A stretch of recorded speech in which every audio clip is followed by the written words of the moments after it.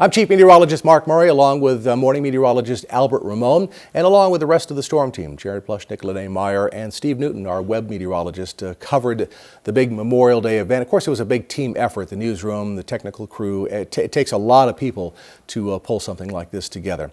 But it also takes the technology to make all this happen. And over the past several years, when we have been in drought and haven't been able to use all this technology we've been accumulating, it all came into play on Saturday, Sunday, and Monday.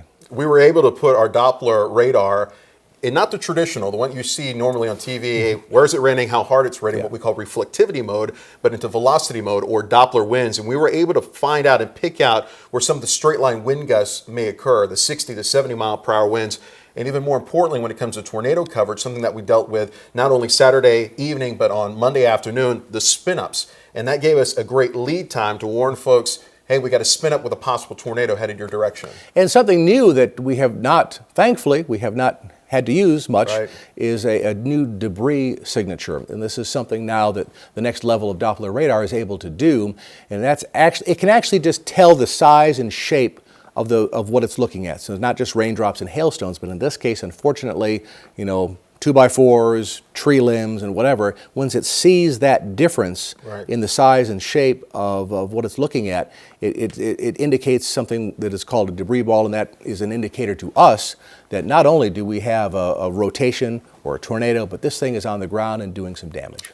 Which occurred in Milam County. We got that debris ball signature that the radar will trigger immediately when it does detect maybe lofted debris. Even before we got a sighting of a tornado, about 5 minutes went by, and then I said, Weather Service saying spotters are seeing a tornado on the ground. So it gives us that heads up that this is a serious situation. We're able to put a storm track on it. We're able to tell people, if you're in the path of this thunderstorm, that could be producing a tornado. In that case, it did, to get to a safe place. And this new Doppler technology is also much better at estimating rainfall.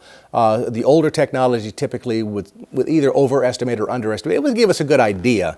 But this technology now is extremely close to the ground truth from the rain gauges and from our viewers telling us how much rain they've had at their house. It's matching up real closely, and that gives us more confidence to say, yep, we've had 4, 5, 6 inches of rain in the Shoal Creek watershed.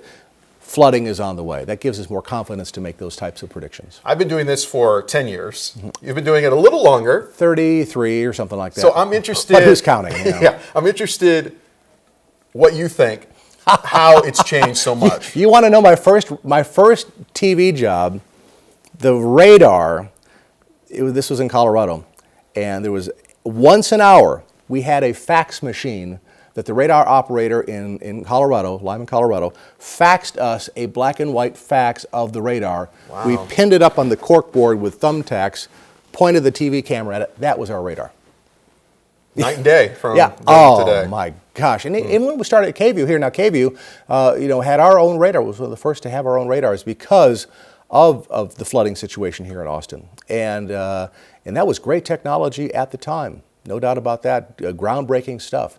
But even since then, the improvements are just mind-boggling on what we're able to do with radar. Doppler radar is the single greatest advancement I have seen in 33 years of doing weather, no doubt. And you can count on the best technology right here on KVUE when that next big storm heads our way.